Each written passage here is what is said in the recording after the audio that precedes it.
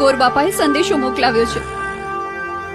મારા સસરાએ પિતાજીને કહેવરાવ્યું છે કે મારા ઘડિયા લગ્ન અને ઘડિયા તોરણ લેવાના છે.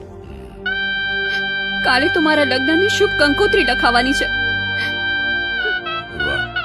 લગ્ન લખાયા પછી હું નહીં આવી શકું બાપુ. બહુ સારું દીકરી,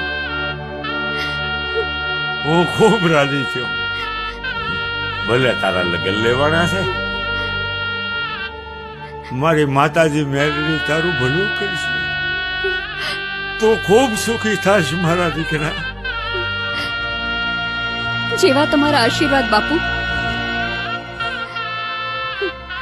બીજું તો હું તને શું આપી શકું દીકરી? બાપા, હું પરદેશી, ગરીબ વેડવો દેવી પૂજક. આ મારી તો અદાણી ધરતી.